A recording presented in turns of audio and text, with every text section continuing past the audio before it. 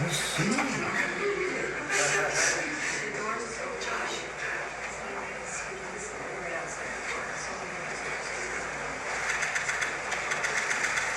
everyone.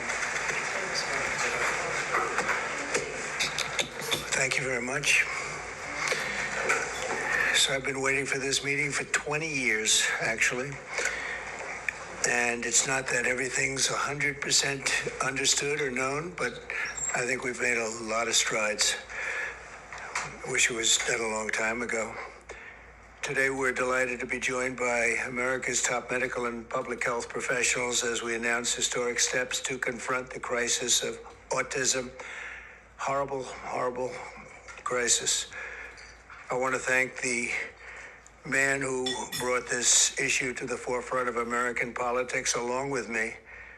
And we actually met in my office, is it like 20 years ago, Bobby? It's probably 20 years ago in New York. I was a developer, as you probably heard, and I always had very strong feelings about autism and how it happened and where it came from.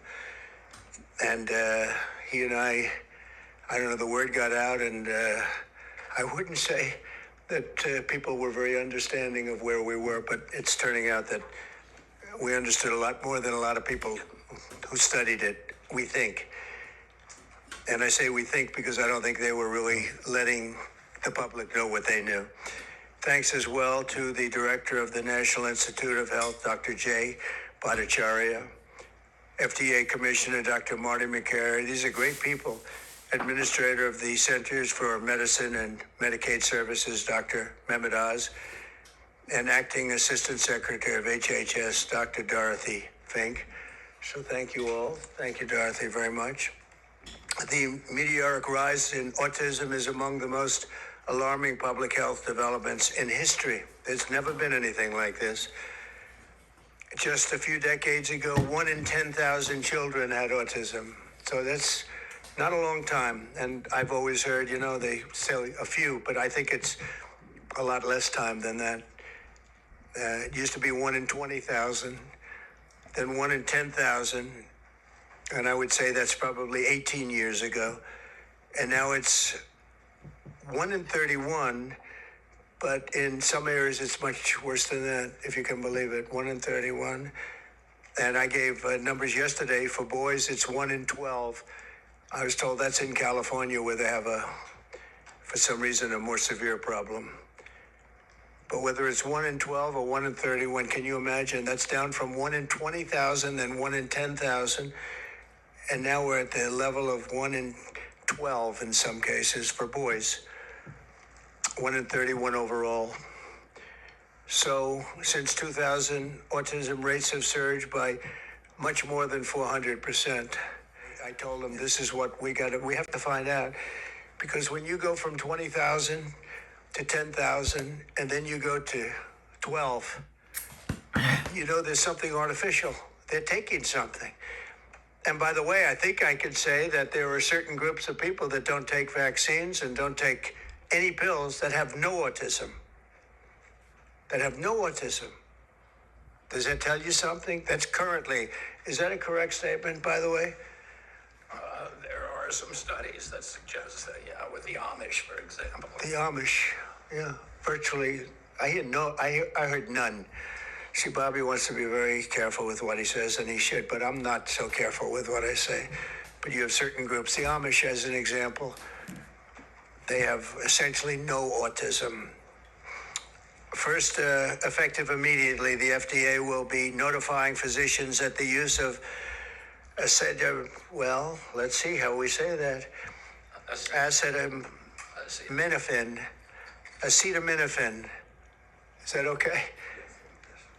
Which is basically commonly known as Tylenol, during pregnancy can be associated with a very increased risk of autism. So taking Tylenol is not good. All right, I'll say it. It's not good. For this reason, they are strongly recommending that women limit Tylenol use during pregnancy unless medically necessary. that you feel you can't tough it out, you can't do it. I guess there's that. It's a small number of cases, I think. But if you can't tough it out, if you can't do it, that's what you're going to have to do. You'll take a Tylenol, but it'll be very sparingly.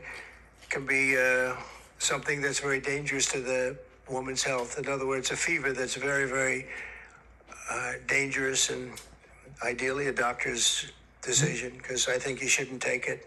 And you shouldn't take it during the entire pregnancy. They may tell you that toward the end of the pregnancy, you shouldn't take it during the entire, and you shouldn't give the child the Tylenol every time he's born and he goes and has a shot. You shouldn't give a Tylenol to that child. All pregnant women should talk to their doctors for more information about limiting the use of this medication while pregnant. So ideally, you don't take it at all, but if you can't tough it out, if there's a problem, you're going to end up doing it. The other thing that I can tell you that I'll say that they will maybe say at a little bit later date, but I think when you go for the shot, you do it over a 5-time period. Take it over 5 times or 4 times, but you take it in smaller doses and you spread it out over a period of years. And they pump so much stuff into those beautiful little babies. It's a disgrace. I don't see it. I think it's very bad. They're pumping, it looks like they're pumping into a horse. You have a little child, little fragile child, and you get a vat of 80 different vaccines, I guess, 80 different blends, and they pump it in. So ideally, a woman won't take Tylenol. And on the vaccines, it would be good instead of one visit where they pump the baby, load it up with stuff, you'll do it over a period of 4 times or 5 times. I've been so into this issue for so many years just because I couldn't understand how a thing like this could happen. And it's artificially induced. It's not like something that when you go from all of those, healthy babies to a point where I don't even know structurally if a country can afford it. And that's the least of the problems. To have families destroyed over this is just so terrible. I also, and we've already done this, we want no mercury in the vaccine. We want no aluminum in the vaccine. The MMR, I think, should be taken separately. This is based on what I feel the mumps, measles, and the 3 should be taken separately. And it seems to be that when you mix them, there could be a problem. So there's no downside in taking them separately. In fact, they think it's better, so let it be separate. The chicken pox is already separate, because when that got mixed in, I guess they made it 4 for a while, it really was bad. So they make chicken pox. Individually, they're okay. When you mix them, something maybe happens.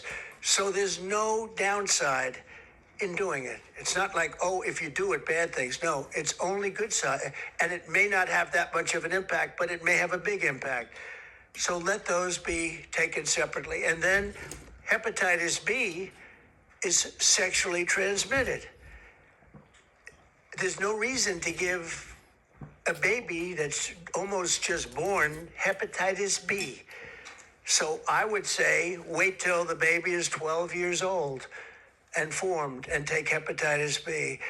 And I think if you do those things, it's going to be a whole different, it's going to be a revolution in a positive sense in the country.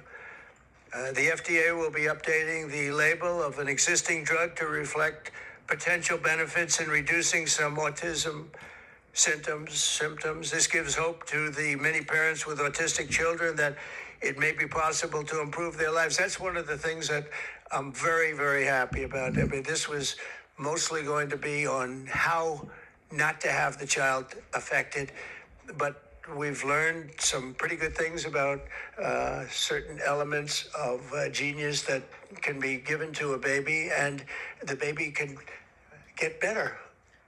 And in some cases, maybe substantially better.